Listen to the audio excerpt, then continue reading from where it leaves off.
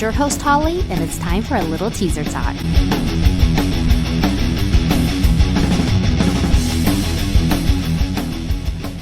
Rocklahoma. America's biggest Labor Day party is back with the loudest lineup yet. This August 30th through September 1st in Pryor, Oklahoma, with, for the first time ever, Avenged Sevenfold, Slipknot, Disturbed, Evanescence, plus A Day to Remember, Lamb of God, and many more. Passes and camping on sale now at rocklahoma.com, starting at $10 down. Head over to our Instagram at Teaser Talk to find out how you can win a weekend pass to Rocklahoma. What's going on, everyone? I have a very unique guest, and I make you sound like you're some person hiding in the shadows, like a weird thing I found. But this guest, it's interesting because this guest has actually piqued my interest on Instagram, and very rarely have I I've never ever DM'd somebody, and I'm like, I love your vibe. I'd love to have you on the show. So welcome to Teaser Talk, the lo-fi horror guy. Thank you very much. I really appreciate the time tonight, and thank you for the nice introduction. And I appreciate you reaching out and us crossing paths. And this is going to be a lot of fun. It is. I'm excited because, for those listening in, don't do it just yet because you guys are listening to the podcast, but go check out his Instagram because it's like you're attending like a horror film museum every day. You get educated on some cool shit. So I, obviously piqued my interest, and I'm curious. Like I just said, you have a shit ton of horror things, and you host a podcast, you play drums in a band, and the band's called Tunnel of Love. I just need to hear your story because you have all these fascinating components, and I need to put all the pieces together and see what you're about. Thank you. Honestly, since being young, I just remember my family always being really interested in music, and then also in movies. And I think being smaller or younger, it was different things like Disney movies or Homeward Bound or just different shit like that. It wasn't necessarily right away horror or anything, but and then music was just always really relevant. My dad was into psych, kind of rock, 70s stuff. My mom was more into folky. I had two brothers who were both into more thrash metal, kind of maybe even leaning a little more death metal there. And then I had my sister who she was very into pop music and radio culture and Spice Girls and some of the the boy bands that were out there too. And so it was always kind of a culmination of things. And I think maybe the draw to horror movies was always right around Halloween and just there being a thing with seeing the spookier commercials on the TV and maybe some Goosebumps things coming out, and then just getting to dress up and have some of that fun kind of spooky vibe to everything. And it wasn't really when I was younger, I couldn't watch R-rated movies. I couldn't really watch or listen to parental advisory music. My parents were very Reformed Christian, very kind of old school, and still are, and I love them, but it was just one of those things where there was that vibe of you're supposed to stay away. That's not supposed to be stuff that you're drawn to. And and it made it fun though. So it was kind of, that element to ooh, what is this? And how can I sneak around to try and get my hands on a Slayer record? Oh my gosh. Yeah. I feel you. Cause I grew up in the Bible Belt, and same thing. My mom, was always that's the devil stuff. And I remember me and my brother, we had been in kindergarten, first grade. He's a couple years older than me, but I was so young. We would sign up for BMG Music. We would mail in our freaking penny. Here, but we would mail in the penny, and we would get Rob Zombie. We would get Godsmack, all these artists like that. And I remember my mom would find them, and she would break the CDs, and she's like, music. And I remember my brother were ha ha ha, we got more pennies. I'm pretty sure there's a warrant out for arrest for the BMG. Allegedly, this story is allegedly not. But anyways, yeah, I feel you there. I feel you there for sure. It's crazy how many people got away with that shit. Somehow I never picked up. I knew friends that had it or whatever, and it just sounded way too dodgy, in the first place for me, having some of the stuff. But I'm how does that fucking work? We were in elementary school and doing it, so I'm not sure how obviously my brother was a mastermind. I'm not in kindergarten like filling out mailing forms, but Sure, it was very interesting how they ever like did they ever get a profit from that? I don't know. Unsolved mysteries for sure. How? I mean, how would they? I mean, was there anybody that ever paid? Like, if you guys are listening in and you've actually paid for fully your 19 records or whatever you got, please DM me and I will send you some. Yeah. I still don't understand. I mean, and it's cool too. Like, I mean, having those little opportunities, or like, I think maybe even earlier on there was compilation tapes or compilation CDs, and like that being kind of a draw into finding, and discovering more new music too. But that BMG thing, man, that was popular. People loved that shit. And I was just, yeah. I mean, I love that shit for sure. I don't Yeah. do not understand it. I'm showing my age. That was like, 10 years ago or whatever. But anyway, but yeah, so very cool. So yeah, growing up that way. So I'm curious. Don't worry, I'm not trying to steal your identity. So I don't need the birthday specifically. But were you born around October? I'm curious on that part. No, June. June, I okay. just had a birthday. Yeah. Now, what's your first dog's name? No, I'm kidding. But anyways, I was security question. Yeah. I'm kidding. Don't say these words. No, I was curious because for me personally, that's where my love for like all things scary movies and stuff is, because my birthday is at the end of October, and of course, just because to save, I guess, to have fun or whatever, my mom always throws like costume parties for my birthday. So like every birthday was a costume party. So I always loved all the scary stuff, and it just made me feel special. So that rules. Yeah, for sure. 100%. And it's not like Christmas, like they don't give out gifts, so I'm not competing. It's just yeah. What are like some of the memorable costumes that you guys would whip up? I was such a fucking weirdo. I still am. I was always an alien of some sort. Like not like cool like Aliens the movie, but like like an alien. Like I don't painted up green, or like having like some sort of pullover like mask type situation. Like mask situation. I remember one time that you might be a redneck whenever you can proudly announce you won a costume party at Walmart. But I won one of your Walmart costume party wearing an alien costume. So shout out to that costume maker back in the day. Do you like have an employee shirt on, or what? I don't even know what I won. That even happened? I might have got like $10 gift card, I can't even remember, but I just remember thinking, damn, that's cool as shit. I remember losing out to the person, and they had a cool ass costume. I'll give it to them. It was like a crazy, scary guy, like stealing a baby or something. And it was like a child. So the child was the baby, and then they had like this weird like thing built over their head. It was pretty legit. Okay. So like I'm not mad about it because but yeah, man. Anyways, moving on from this topic. So, fast forward now, you're playing in a band. Obviously, you have this love for all the scary things. I want to talk about your podcast just because obviously I have a podcast, you have a podcast. Let's nerd out about it. What exactly started or inspired you to start hosting Growing on You Live, and what exactly is it about? Honestly, it started from just having a page on here.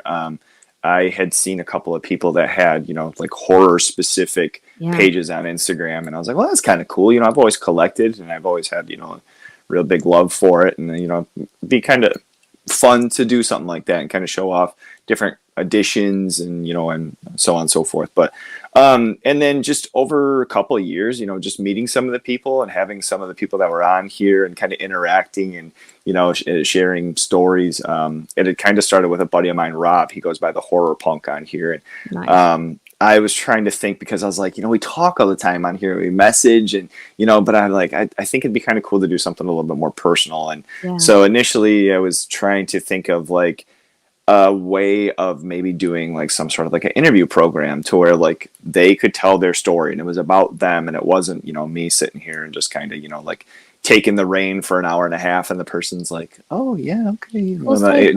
Sometimes like that, that's kind of how like podcasts and interviews in general, even on TV, happen, so I mean, it was just me reaching out to Rob, and I was like, if you'd have any interest, I'd love to hear, like more about your story. And so it just really developed from there. And then it wasn't too long after I just had the idea of like reaching out to some people, and myself being a drummer, myself being a musician, loving music in general. I'd reached out to the drummer of a band called Incendiary. I don't know if you've ever heard of them or not. They're on the East Coast. They're from Long Island. Amazing hardcore band. They've been around for fucking ever. And I reached out to their drummer, Danny, and he had like messaged me back like same day and was like, "Yeah, dude, this sounds cool. Just like let me know." And I was like looking at my wife like, "What the fuck? Yeah, Like, that's awesome, dude." So and it just really went from there. I just kind of started kind of building a little bit of a rapport and having like a catalog when I reach out to people and, hey, this is past guests that I've had. If you have any interest, blah blah blah. Try to make it as easy as I can. And it's about music and it's about horror and kind of digging in really to like individual stories and how they came into these things and maybe even fast forwarding through today and what they have going on today and how these interests developed into where they are at the moment. I love that. That's kick ass for sure. And I feel like that's kind of like Teaser Talk kind of started too, is just kind of passion for music. And then the next thing I know, like my childhood idols that I loved were like my guests on my show. And I was like, oh shit, this is cool. So cheers to that. That's awesome. So I've got to ask you, what's your favorite scary movie? I can't do the voice, but like picture that, but like Matthew Miller voice. I need to know these answers.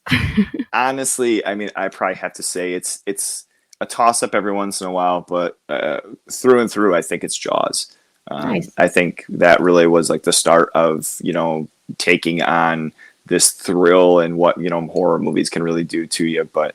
It kind of goes back and forth. People ask about top fives, and that's always kind of like a revolving door of like, well, I really fucking love this because it's funny, but I love this because it's scary. But yeah, it'd probably have to be Jaws. I'd have to say all-time favorite. Now I'm curious. The flip side of that is like, what is like a show that even if it's like when you were little, like just scared the shit out of you? Like, what was your least favorite scary movie? You were like, damn, that is scary.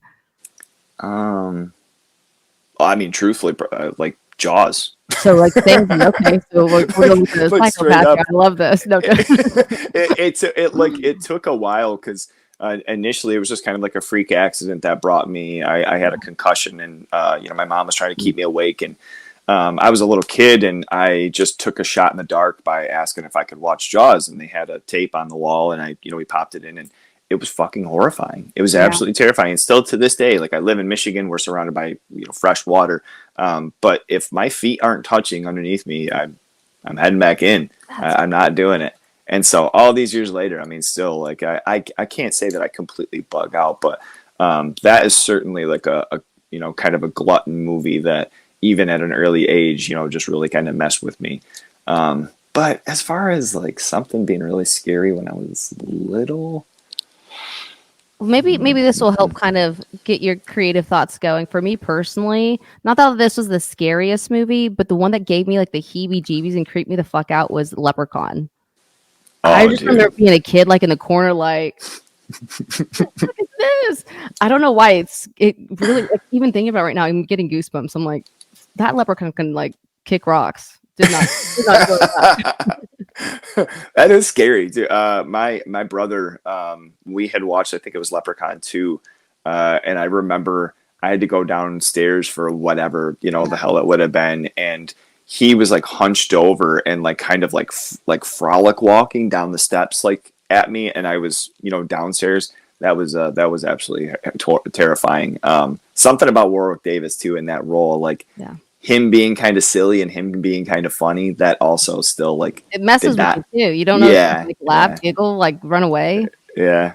I think to say like my buddy and I, Ryan, who we went, graduated with and we've been friends for basically life, he had introduced me initially to watching the Texas Chainsaw Massacre. And I can't remember how old we were.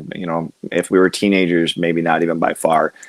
And that movie made me physically sick. I was like, wow. I was going and like we had like all the pizza and pop and just a typical like Friday night for if you had that opportunity as far as going to like the local rental and all that shit. But it was bad. It really messed with me, and it just kind of like kept in my head and.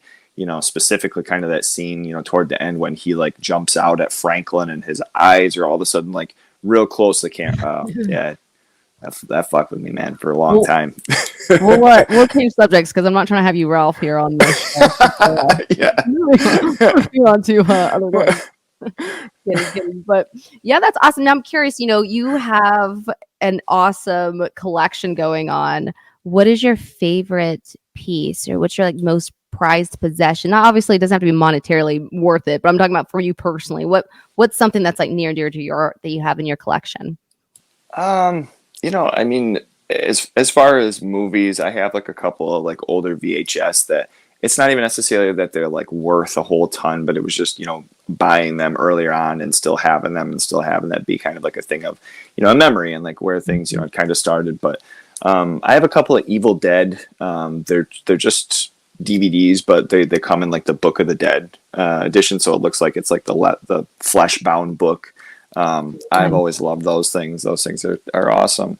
And it's kind of hard nowadays because I feel like there's just so many absolutely great editions of things. Like I have, this is actually like a pretty new edition, but there's a Dawn of the Dead that came out from a company called Second Sight Films, and they're a company from over in Europe, and I picked that up when it initially came out, and if you go to get it on eBay now, it's like $500. Like it's insane. So there's different things, but I love my Evil Dead editions.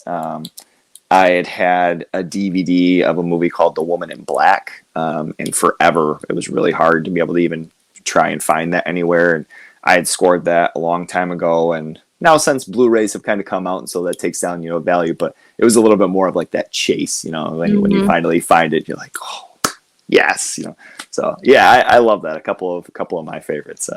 Yeah, do you have different things as far as records or anything like that? Very cool. Yeah, I have records back here, but I don't have anything that's like, man, this is like exclusive, whatever. Honestly, the one record that I have in mind that I'm like literally low key like juicing over is gonna be The Weeknd's trilogy, his original album set. I know that was like so random, far out there, Sick. but Okay. there's only like 500 of them ever released.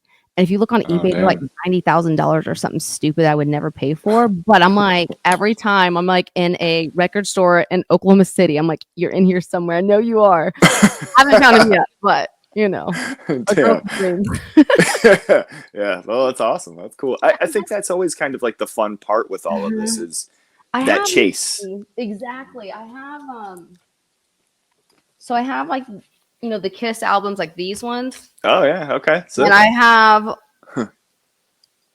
let's see here. I have Paul, I have Gene, and I have Peter. So I'm still on the hunt. Oh shit. Okay. One, but yeah, it is that chase because I still look. I mean, shit. I just actually went to a store a couple of days ago and I was digging through it trying to find the other one, but gives me something to look for. Yeah, it'll come. But that's the fun, I think that was kind of like, I mean, I not to mention like ages or anything. I'm 36 and I still had, plenty of memory where going to local video shops or going to local, record shops or music shops, you kind of go through that stuff and, maybe they have a used section and you're like sifting through and they randomly have that one thing you're looking for like 5 cents. Fuck. Yeah. Awesome. 1,000%. I'm like 26. No, I'm kidding. I'm 35, so I totally relate. I lived the same life for sure. Yeah, Digging. Cool. Well, awesome. I appreciate you sharing all of your story and the cool things. But I think now is a time for us to play a little game. What do you think? All right. Beautiful. Okay. Let me see if I can transition this. Yeah, like I'm pretty sure I'm gonna get drunk off of this because, like I said, who you are, and then me who I put these together. That's probably elementary. We'll see how it goes. Okay. 2 seconds. Let's see if I can do this without screwing it up. Share my screen. Yes, beautiful. Let's see if we can see that. Can you see that? Yeah, yep. It's showing up. Cool. Okay, so just make sure you can read it all, so you don't think I'm like faking it out or anything. Yeah. Okay. Cool. All right. So this is horror movie fact or fiction.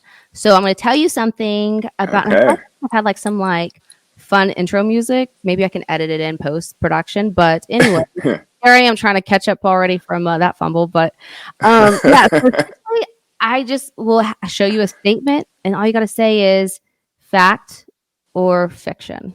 It's pretty simple. I know. Right. Pretty simple. A lot of pressure. Yeah, no pressure, but lots. Okay, so the first one we have The Exorcist was the first horror film to be nominated for a Best Picture Oscar. I'd say false. So, bum bum bum, you've got to take a drink because it is fact. Oof, that's a Yeah. fact. So the Wow. horror Okay. genre, The as we Exorcist? know, the horror Wow, genre me. has, as we know, has never got much love from the Academy. Though it seems to be biased against scary movies during award season. The Exorcist had earned 10 Oscar nominations in 1974, including Best Supporting Actress, nod for Linda Blair, who was just 15 years old at the time. Damn. Okay. Oh, impressive. Okay, Maybe cool. I'll get drunk from this. Holy Yeah, man. here we go. Let's roll. Like, I'm a little parched, so I need you to step that up already. The next one we have is Psycho was the third American film to feature a toilet. Wow. I mean, this feels a little weird to be false and have it be. It feels like an odd flex. You know what I'm saying? Let's say true fact. Well, you got to drink again. It is fiction. It's actually Holy man! the first American film to feature a toilet. So, in addition to be the first American film to show a toilet on screen, you know, it's so scary, you guys. Psycho was also the first American film to, as we hear a toilet being flushed. That just shows you how repressed we were in like the 50s or Wow. whatever. Yeah, no shit. It's wild, huh? Okay, good. That makes me feel better because I was like literally like second guessing myself when I was creating this. I was like, man, I'll like tell you. honestly, I didn't know a lot of these, but like, I don't know. Well, I failed to mention, Nicole, though, that this is kind of this was right around the time I was going to get some drinks in anyway. So maybe it's just an excuse, you know, where I'm like. So what you're saying is you're let's throwing the game. We'll go with that. It's fine. I'll allow it. All right. The next one we've got is Stephen King wasn't a fan of The Shining. Of course, the movie is what I'm referring to. Fact. Okay. I will gladly finally drink. Hold There on. we Let me get go. a sip here, you guys. For my ASMR people, you're welcome for me gulping into the mic. Oh boy, I know. I've got like the the little headphone setup still. You know, I still have a very low key and held back too. So I apologize if mine No, it's crazy. fine. I mean, some people enjoy it. It's good. It's for the views. Anyways, going back to this. Stephen King actually, like we just said, was not a fan. He told Playboy in 1983 he admired Kubrick for a long time and had great expectations for the project, but was deeply disappointed in the end results. Part of the film are chilling, charged with relentlessly claustrophobic terror, but other places it fell flat in. So, yeah, on to the next. Not good. Not good. No bueno. Yep. Here you go. Here's a Jaws question for you. Jaws doesn't fully appear in a shot until 1 hour and 21 minutes into the movie. Yep. I will gladly take a shot. Or not a shot. Jesus Christ. A sip. I'm drinking seltzer, you guys. It's fine. Boom. Hey. I do have my tequila. Not my tequila. I do have my vodka here. I might just splash in a little bit to kind of Hey. You up it know, up a little bit. You know? Hey, why not? have a fun time. Why not? It's a Tuesday, you know? Jesus. Look at old Steve there, that rascal. Yeah. Okay. Anyways, squirrel. Okay, you guys. Sorry, I'm trying to stay focused here. Okay, it took 7 years to get Aliens made. I feel like it took me even longer to watch Aliens. Honestly, that was like Alien or Aliens was like one of those movies that took me a little while to get into. It took 7 years to get Aliens made. I would say false. Oh wait, it took 7 years. Yep, it's fact. You're gonna have to drink up there.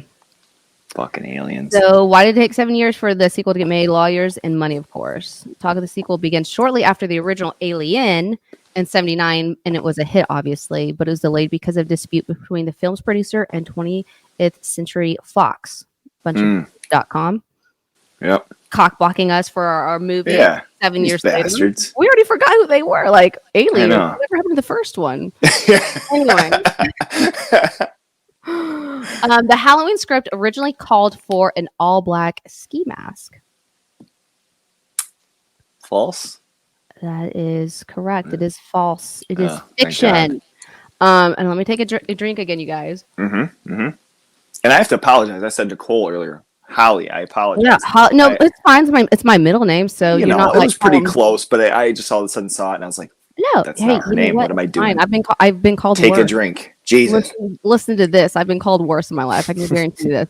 But anyways, so the original script of Halloween actually didn't call for any specific kind of mask. The mask for Michael Myers was only described as having a pale, neutral features of a man. So it really came down to two things. One was the cheap latex mask painted with Mm-hmm. white, like we see, or at least for those who are watching this, as you guys can see. And then the other one was a replica of a clown character, which I feel like they made a good call. A clown character, Michael Myers.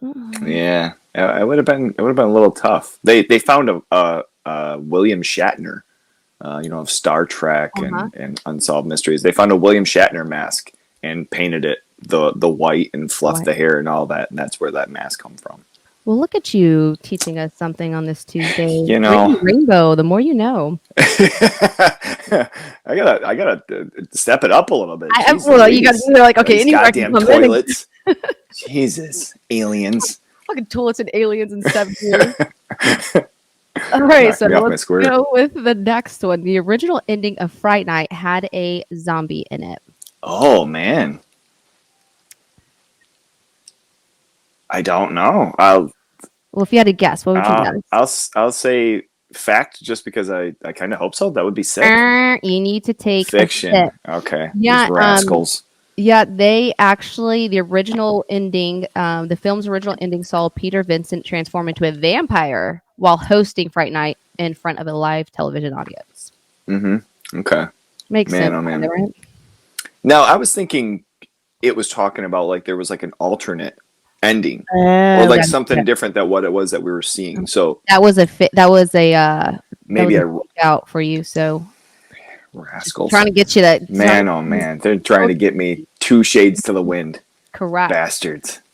So this one, I feel like this one's going to be an easy one. I mean, probably maybe serial killer Ed Gein inspired 3 major horror movies. Yeah, let's say I think Sounds of the Lambs, Texas Chainsaw Massacre. Yep, you got it, dude. Have you ever like really dove into like his story? It's fucked I was up.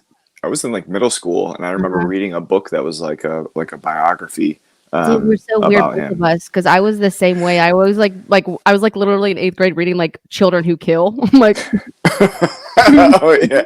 I know it's a little brutal, but anyway. Yeah, I remember like hearing about it. I was like, whoa, like obviously it's because like in my head I can't relate. Like I'm like, how is somebody so fucked up in the head that they do what they do? Right. So don't worry, you guys. I'm not gonna be out there like, running around with a It's machete or anything. But it's interesting to see the psychology behind it. and it is interesting too. I mean, just as far as like, because over the years, just kind of from all different walks of life, talking to people, and it's funny how many people will be like, "Man, have you ever read a book about like a serial killer? Or have you ever read a book about like, real life like crime stuff?" And it's like, yeah. I'm like, Man, I just don't know what it. But there's just kind of that interest in like looking into that psychology and looking into like what makes somebody, and it's just so scary that like we're interested in horror movies or being scared of like those types of things, but like that thought of going that far, but like gone in real like, life. Yeah, holy exactly. fuck. Yeah, with Ed is interesting because it's like from what I remember, it's been a hot minute. I mean, obviously I didn't like read that book yesterday, but from what I remember, it was like his dad, I think, was abusive to his mom, and like he ended up dying or something. But his mom's very much like women are the devil, very like suppressed him, did not allow him or her brother to drink. And then after his mom passed away, that's whenever he kind of lost his shit and just started going off and like skinning people, both in the cemetery as well as like killing people. It's wild. Yeah. So yeah, that one is a correcto mundo. Like I said, it was Thank God. Silence of the Lambs and Texas Chainsaw Massacre. So Psycho. yeah, he was among items discovered at his Plainfield, Wisconsin farm were 4 noses, 9 masks made of human skin, numerous decapitated heads, lampshades and bowls made out of skins, lips being used as a pull on a window shade, and a belt made out of nipples. That one's a little tough to envision. Wow. Like, ouch. Yeah. But yeah, he later admitted to only two murders. I'm like, he only killed 2 people. But said that most of them, the items have came from a late night cemetery raid, which is wild. Wow. Yeah. Even that. I mean, he's just a true collector. Really, I think there's a He's literally misunderstanding. digging up dead You bodies and know. just like peeling it off. Like, what? Like you were cooking chicken and stuff, and like the skin of a chicken like grosses me out. I couldn't even Yeah. cannot relate. Crazy. Mm-hmm. All right, so Agree. next one we have is Oof. the three main characters of the Blair Witch Project were paid $1,500 a day to film. Wow. Let's say fact. I really don't know, but this is And let's say interesting. you got to take a drink because that is Hey, yo. I Okay. know. Actually, the craziest thing, the cast they were behind the cast behind the 1999 horror classic were only paid $1,000 a day, and the movie ended up grossing over $250 million. I think this is kind of actually in the news recently too, because I think there's like a spinoff coming or like a part two or something, a remake. I don't know, but it's kind of like stirred up those emotions with those people. Like, man, we got screwed. Which Yeah, I would for agree. real. I mean, I would agree. I mean, I know that it was supposed to be a pretty small production, and like right around that time, I don't know if it was like 98 or 99. I remember, there being a lot of buzz about that movie and the quality of it and everything, really had people like spreading and movie theaters telling people like, hey, out of respect for families, please, Yeah. respectful to everybody. And, these were actual happenings, and so, it, I guess, added, to the fact, but, not being able to take care of your cast and crew. That's also kind of shitty. But and then again, maybe they probably didn't know that it was going to end up what it was. Shit. Yeah, I think there's like some like legal battle too. From I remember reading about Oh, them. really? Like they were promised royalties or something. They never saw it, but at the end of the day, like what they actually got paid was $1,000 a day, which is freaking wild. But Yeah, damn. I mean, but also there was like you hold a camera and shake your hand, but whatever. Hey, they pulled it off. Did the That job. Did the was job. scary. Mm-hmm. Okay, so the next question we have is Mike Flanagan was in contention to direct Gremlins. Is this like a remake we're talking? No, like the original agreement. Like he was a contender to direct it. I would say false. That is correct. Let me drink. All This right. is an interesting one. Actually, the person who was in contention to be the director was Tim Burton. What? Mm-hmm.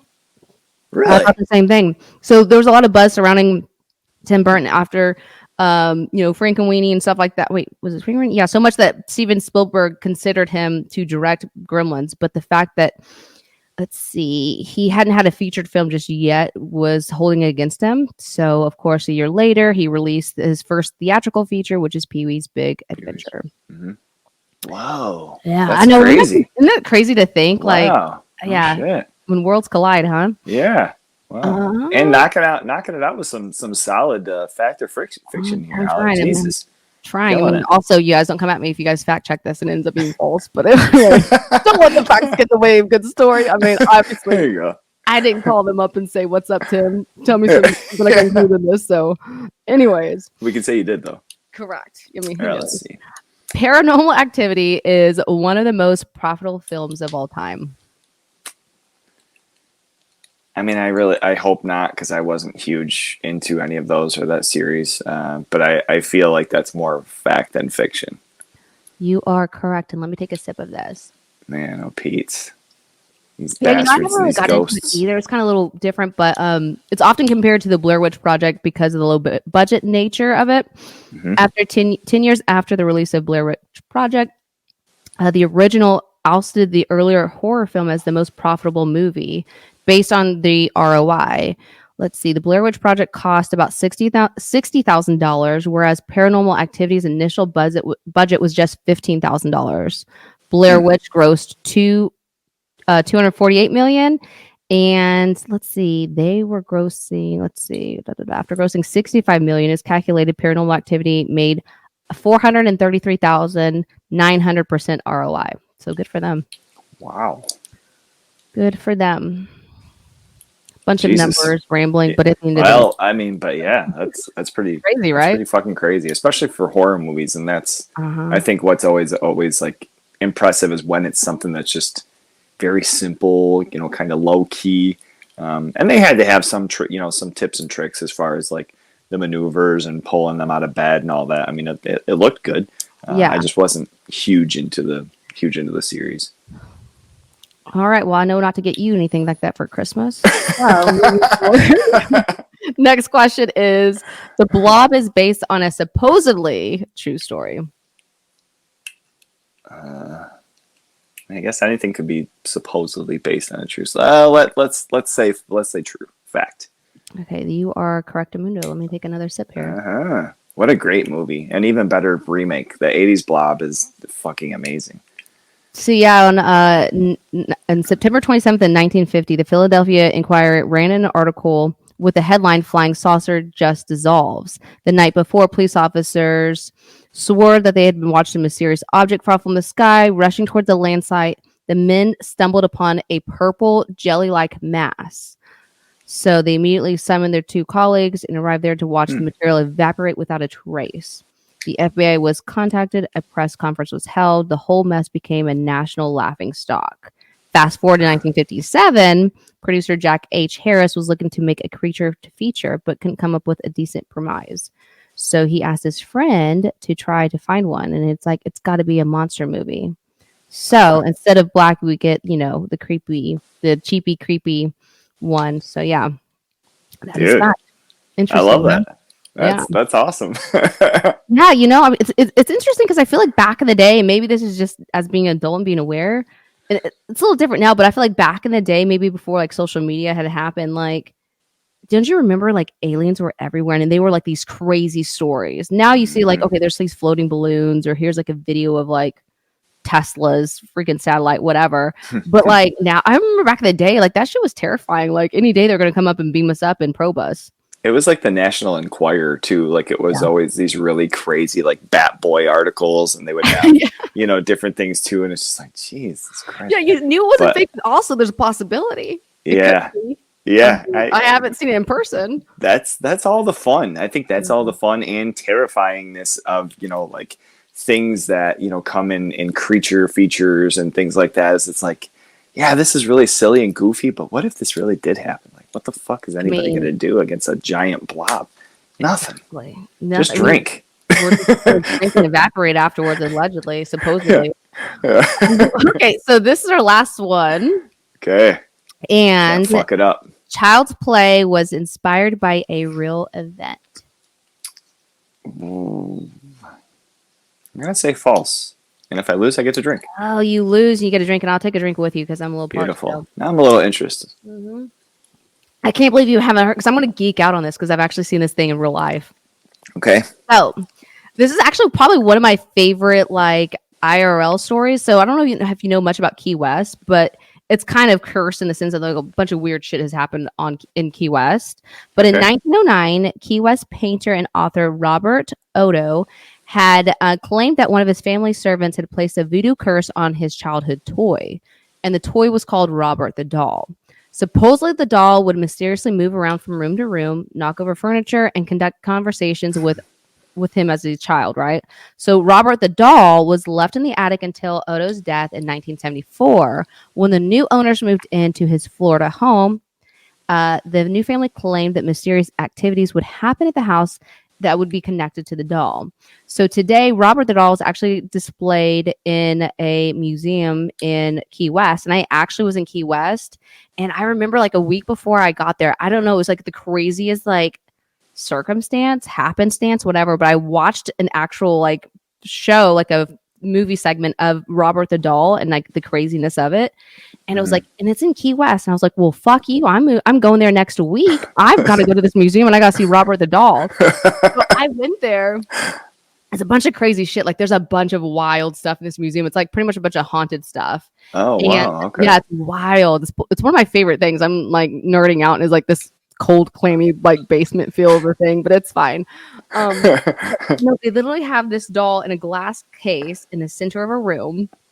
He doesn't look like much. I mean, I'm trying not to say anything like Robert, don't come haunt me, but like, it doesn't look creepy or anything like that. But if you read it and it says that like if you take a picture of it, he'll get mad and he'll haunt you.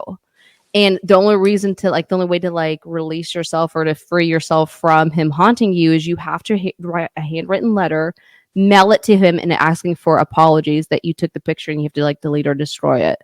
Well, of course, I didn't fucking take the picture because I'm like, I'm already doing like, Oh I'm yeah. already like, you know, I'm trying to ask for that stuff in my life. But it was crazy because they had like a projector, like a screen showing all like the scanned in handwritten notes that people have, you know, allegedly asked for forgiveness. But he's just sitting there Oh chilling in his man. little rocking chair in the middle of this museum in Key West. It's pretty fascinating. Dude, I for as much as I love horror and scary movies and things like that, fucking around with anything like that, or like, hey, there's a haunted house down the street, we should break in, and dude, that was never me. I was like, fuck you guys, we're not going and doing this. Like, This is stupid. And going in the graveyard at 12 o'clock at night. What are you yeah. doing?